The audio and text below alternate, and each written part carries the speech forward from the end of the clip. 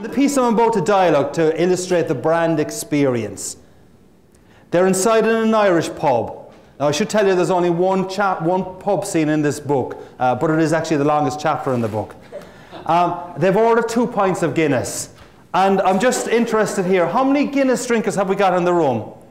A few good brothers and sisters in arms. Rock and roll, okay, right. Now, for those of you who are not Guinness drinkers, you may not know that the pouring of Guinness genuinely is an art.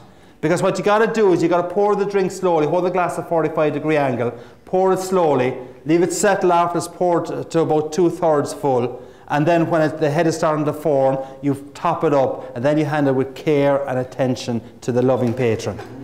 Right, now, Finbar has ordered 2 pints of Guinness. Jake, his cousin, does not know that this is the form and the standard for pouring Guinness, so he's a little bit impatient. So as we listen in to this little dialogue, which will illustrate the brand experience, I should tell you as well that Jake, the American, he walks and he talks a little bit like John Wayne.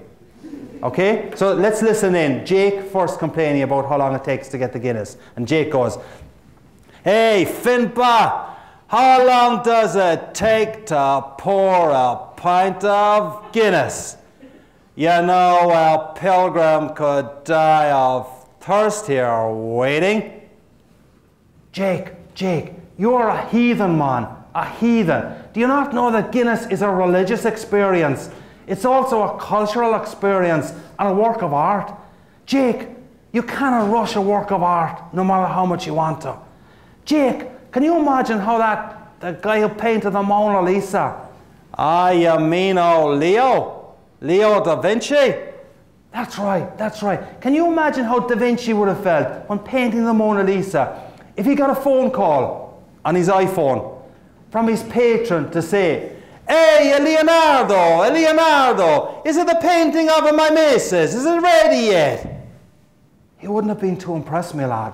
Not too impressed at all. And it's the same with this black magic that we're waiting on here. Guinness isn't just a product, it's an experience. And that, me boyo, is what you've got to offer your customers with your product. You've got to offer them an experience. Jake, don't drink that pint yet. Wait until those small orphan bubbles wind their way to some Guinness wonderland.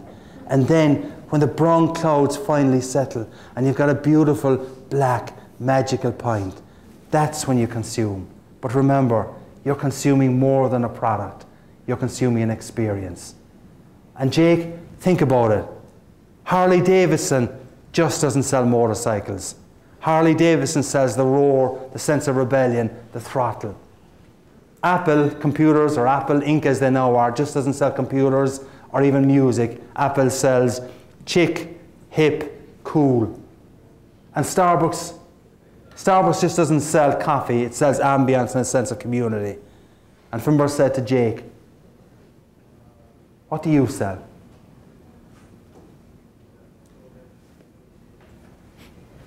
What do you sell? What's the brand experience that you create for your customers and for your clients? And one of the reasons why I asked you to take out that business card there a couple of seconds ago is I'd like you to write down on the back of the business card, and I'm going to ask you to put this back into your wallet or into your purse in a couple of seconds. I'd like you to write down the 3 words that describe the brand promise that you make to your customers. And let me rephrase it another way. These 3 words, if they're worked properly, these are the 3 words stroke 3 descriptors that will describe what people say about you. So after you've got a client meeting tomorrow, what are the 3 words that you would like people to say about you? If you've got a telephone conversation tomorrow, what are the 3 words that people would like to say about you? Because in a sense, that's your brand promise. And I'd like you to write those 3 words down on the back of your business card. And when you're finished writing those 3 words down, I'd like you to take the business card and just put it back in with your credit cards or where you will actually see it tomorrow. So that when you go to the gas station tomorrow afternoon, you take out your credit card, you'll see that business card and the 3 words and you'll say, "Whoa, Have I been faithful to those 3 words that are my brand promise?